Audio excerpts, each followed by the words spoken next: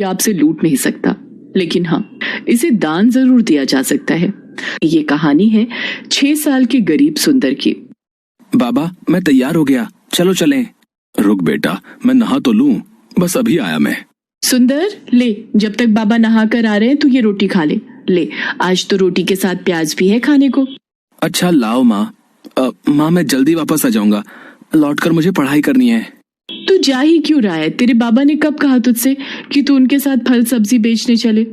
पर माँ, ठेला बहुत भारी हो जाता है, बाबा थक जाते होंगे, इसीलिए मैं उनकी मदद करने जाता हूँ। और वैसे भी माँ, मैं तो फल सब्जी बेचते बेचते भी पढ़ाई कर लेता हूँ। वो कैसे? जब भी कोई बाबा से कुछ खरीदता है तो मैं मन ही मन सारा हिसाब लगा लेता हूँ, वो भी बाबा से पहले। अच्छा तो चल फिर, मैं भी देखता हूँ कि तू हिसाब में कितना पक्का है। मुझे ये बता कि 20 रुपए किलो के हिसाब से 3 पाव आलू और 40 रुपए किलो के हिसाब से 1 पाव भिंडी के कुल कितने रुपए लेगा तू? आसान है बाबा, 25 रुपए है ना? अरे वाह, अच्छा अगर उसी ग्राहक ने आधा दर्जन केले भी ले लिए तो कितने पैसे लेगा? केले हैं 60 रुपए दर्जन, इसका मतलब 30 और 25 पूरे 55 रुपए लूंगा बाबा, वो भी गिन के। 6 साल की उम्र में सुंदर का दिमाग वाकई बहुत तेज चलता था। किशन दास उसे देखकर मुस्कुराने लगा, जबकि रामकली अभी तक हिसाब ही जोड़ रही थी। किशन दास जानता था कि सुंदर को पढ़ने का बहुत शौक था, लेकिन वो मजबूर था। सारा दिन मेहनत करके भी वो बस खाने लायक पैसे ही कमा पाता था। फिर उसी शाम, बहुत भूख लगी है यार, चलना कुछ खाते हैं। मीटिंग बस 10-15 मिनट में शुरू हो जाएगी, इतनी जल्दी कहाँ जा पाएंगे और क्या खा पाएंगे यार? रोहन और विनोद एक मल्टीनेशनल कंपनी में काम करते थे। वो अमूमन चाय नाश्ते के लिए ऑफिस से बाहर आते थे। उन्हें देखकर किशन दास को बहुत अच्छा लगता था और वो हमेशा यही सोचता था कि काश उसका बेटा सुंदर भी एक दिन उनके जैसा ही बड़ा आदमी बने। उस दिन भी यही हुआ। तभी विनोद ने किशन दास का कंधा हिलाकर उससे कहा, अरे भैया, कहाँ खोए हो? केले खिला दो यार, बहुत भूख लगी है। हाँ बाबूजी, ये लीजिए। बाबूजी, आपसे कुछ पूछूं? आप बुरा तो नहीं मानेंगे? हाँ पूछो पूछो। बाबूजी, मेरा बेटा सुंदर, उसे पढ़ने का बहुत शौक है, पर उसे अच्छे स्कूल में पढ़ाने के पैसे नहीं है मेरे पास। अच्छा, तो कुछ मदद चाहिए? नहीं बाबूजी, मुझे पैसे नहीं चाहिए, मुझे तो बस कोई रास्ता दिखा दीजिए जिससे मैं अपने सुंदर को आगे तक पढ़ा सकूं। तुमने राइट टू एजुकेशन का नाम नहीं सुना क्या? क्या है ये? सरकार गरीबों के बच्चों के लिए हर स्कूल में 25% सीटें आरक्षित रखती है, जिसके तहत गरीब बच्चे वहां पढ़ सकते हैं और उनकी फीस सरकार भरती है। विनोद और रोहन की बात सुनकर किशन दास में उम्मीद जगी और फिर किस्मत ने भी सुंदर का साथ दिया। शहर के एक बड़े स्कूल में आरटीआई के तहत सुंदर का एडमिशन हो गया। स्कूल का पहला दिन था और सुंदर बहुत ही खुश था। बाबा, मैं कैसा लग रहा हूँ? बिल्कुल राजा बाबू लग रहा है मेरा बेटा। बाबा देखना, अब मैं खूब पढ़ाई करूंगा और एक दिन बहुत बड़ा आदमी बनकर दिखाऊंगा। जिस स्कूल में सुंदर को सीट मिली थी, वहाँ शहर के सबसे अमीर घरों के बच्चे पढ़ते थे। इन्हीं में से एक था विक्की, जो नामी सेठ सूरजमल का बेटा था। अमीरी के घमंड में चूर विक्की हर वक्त बस अपने पैसों की धौंस दिखाता रहता था और अब सुंदर उसका नया शिकार बनने वाला था। अरे वाह, ये क्लास तो कितनी अच्छी है। हाँ फटीचर, देख ले, आंखें फाड़ के देख ले, क्योंकि इससे पहले ना तो तूने कभी ऐसा स्कूल देखा होगा और ना ही ऐसी क्लास। मेरा नाम फटीचर नहीं है, सुंदर है। सुंदर? इसका नाम तो देखो। सुंदर नहीं, तेरा नाम तो बंदर होना चाहिए। विक्की की बात सुनकर सारे बच्चे सुंदर पर हंसने लगे और सुंदर की आंखों से आंसू गिरने लगे। लेकिन सुंदर जानता था कि उसे इन बातों पर नहीं, बल्कि सिर्फ पढ़ाई पर ही ध्यान देना है। वो चुपचाप जाकर अपनी सीट पर बैठ गया। फिर कुछ देर बाद, good morning class, today we have 3 new students with us, please welcome them. बेटा, अपना नाम बताओ। मास्टरनी जी, मेरा नाम सुंदर है। लो, ये बंदर मिस को मास्टरनी बता रहा है। ये सरकार भी ना अच्छे खासे कॉन्वेंट स्कूल को सरकारी स्कूल बनाकर छोड़ेगी। Vicky, mind your language. Sorry miss. सुंदर, बेटा मुझे मिस या फिर मैम कहो, okay? Okay miss, I will. Very good. तो ऐसा रहा सुंदर के स्कूल का पहला दिन। फिर घर आने के बाद, सुंदर कैसा है तेरा स्कूल?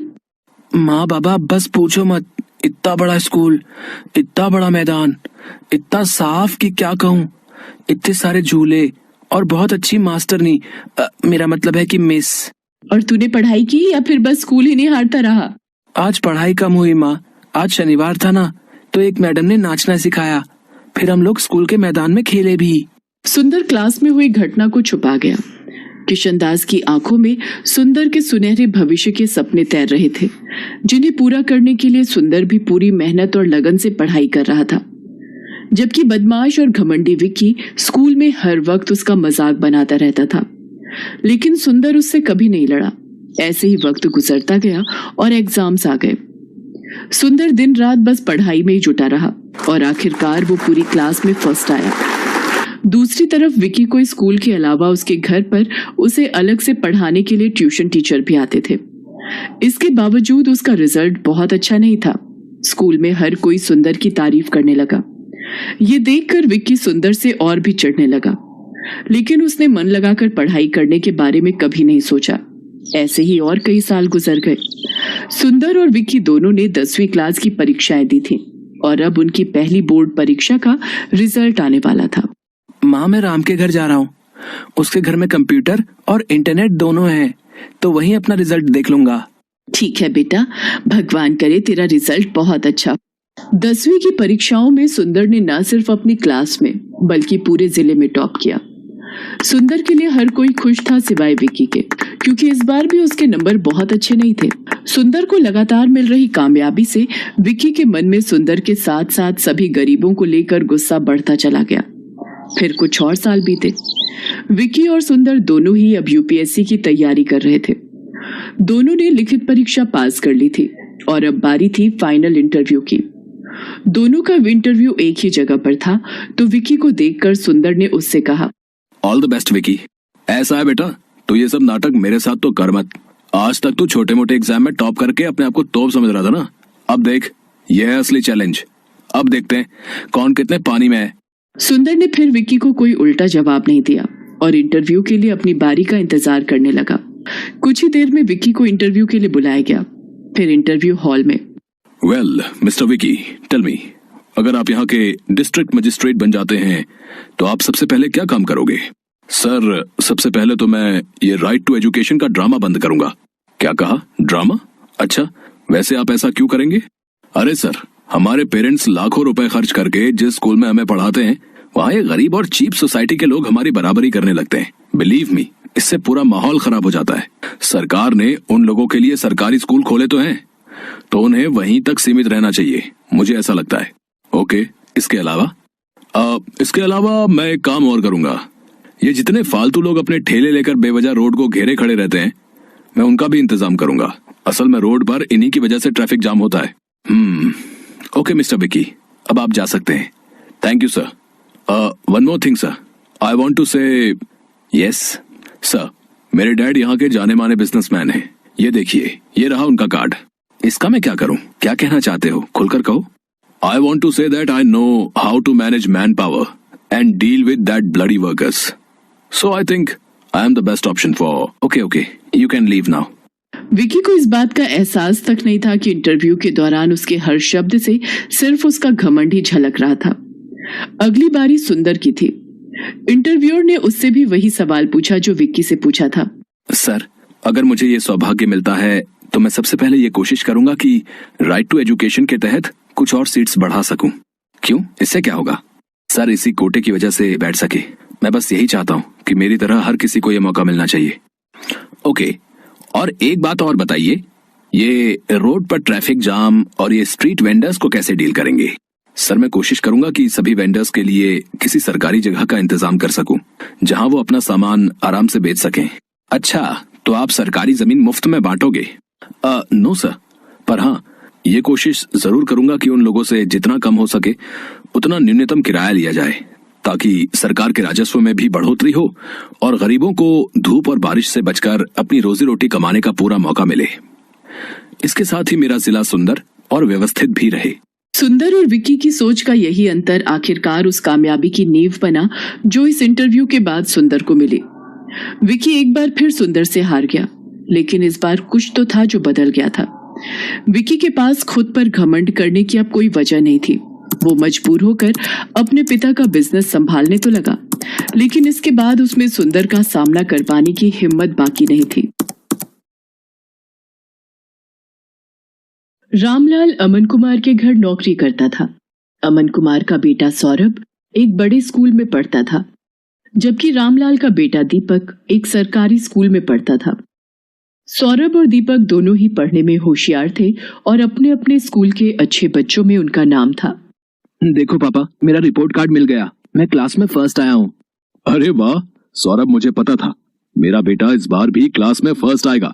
अरे रामलाल, दीपक भी तो अपनी क्लास में फर्स्ट आया है ना? अभी कुछ देर पहले ही वो भी अपना रिपोर्ट कार्ड दिखा रहा था। जी साहब, वो भी अपनी कक्षा में अव्वल आया है। पापा, सरकारी स्कूल में पढ़कर तो कोई भी फर्स्ट आ जाता है। वहाँ की पढ़ाई तो बहुत आसान है। दीपक ने कोई बड़ा काम नहीं किया, एक छोटे से स्कूल में फर्स्ट आकर।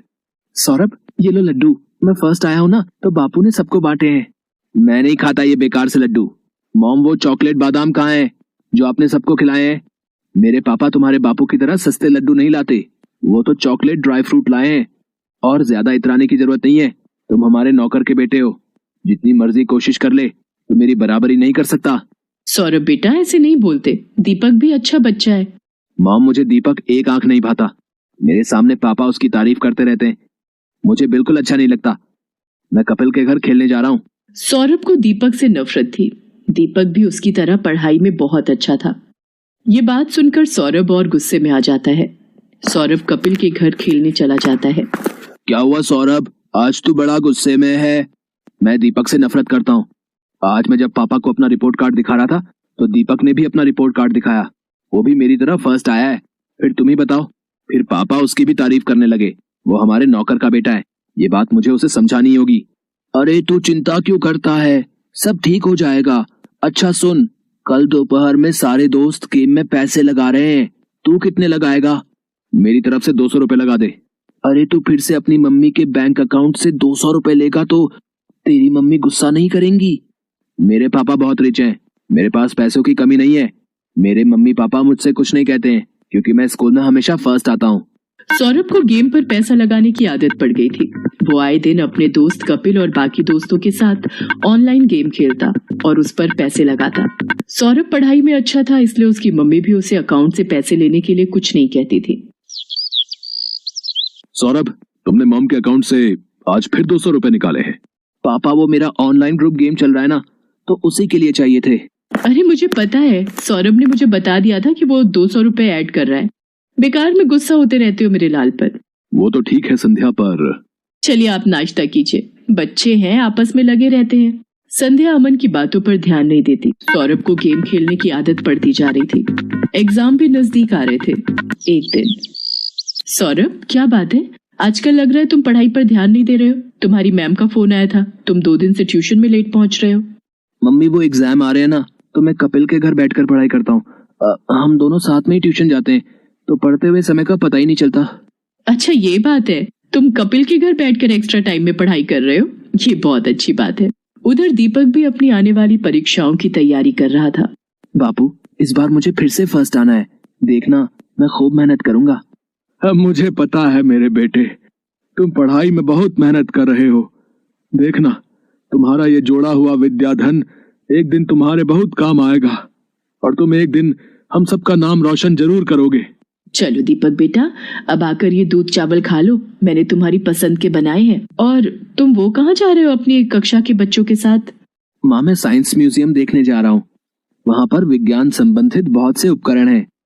टीचर बता रही थी हमें वहाँ जाने से बहुत कुछ सीखने को मिलेगा। अच्छा, ये तो बहुत अच्छी बात है। दीपक स्कूल के बच्चों के साथ साइंस म्यूजियम देखने जाता है। वहाँ उसे प्राइवेट स्कूल के बच्चे भी दिखाई देते हैं, जिनमें सौरभ भी होता है। सौरभ, ये तो वही लड़का है जो कई बार तेरे घर पर भी देखा है। अरे ये हमारे नौकर रामलाल का ही तो लड़का है, गरीब नौकर का बेटा है ये। हाँ, ये नौकर का बेटा है, फिर तो ये भी नौकर हुआ। सब बच्चे दीपक पर हंसने लगते हैं। दीपक घर आकर सुस्त और उदास हो जाता है। बापू, सब बच्चे मुझे नौकर का बेटा कहकर चिढ़ा रहे थे, सब बच्चे मेरे ऊपर हंस रहे थे। अरे मेरे बच्चे, तू इतनी सी बात पर बुरा मान गया? मैं तुझे तभी तो पढ़ा लिखा कर बढ़ा रहा हूँ, ताकि तू पढ़ लिख कर बड़ा आदमी बन सके और पैसे कमा सके। रामलाल की बातों को सुनकर दीपक में हिम्मत आ जाती है और वो खुश हो जाता है और खूब मन लगाकर पढ़ाई करने लगता है। अगले दिन दीपक स्कूल जाता है तो उसकी टीचर उसे कक्षा में पूरे साल अच्छा करने के लिए पुरस्कार देती है। दीपक ने पूरे साल बहुत मेहनत करके अव्वल स्थान पाया है, इसलिए दीपक को स्कूल की तरफ से कक्षा में best student of the year का अवार्ड दिया जा रहा है। और मैं जानती हूँ कि फाइनल एग्जाम जो आने वाले हैं, दीपक उसमें भी फर्स्ट क्लास पास होने की पूरी कोशिश में लगा होगा। Thank you ma'am. सब बच्चे तालियां बजाकर दीपक की प्रशंसा करते हैं। घर आकर दीपक अपने बापू और माँ को सारी बात बताता है। अरे वाह, ये तो बहुत सुंदर पुरस्कार है। जीते रहो मेरे बच्चे। बापू, मैं ये पुरस्कार अमन अंकल को दिखाकर उनका आशीर्वाद लेना चाहता हूँ। ठीक है बेटा, चल तू उनका भी आशीर्वाद ले ले। संध्या, तुम्हारे बैंक अकाउंट से 1 लाख रुपए निकल गए और तुम्हें पता तक नहीं। मैं भला इतने पैसे एक साथ कहाँ खर्च करूंगी? मुझे भी कुछ समझ नहीं आ रहा, ये सब कैसे हो गया?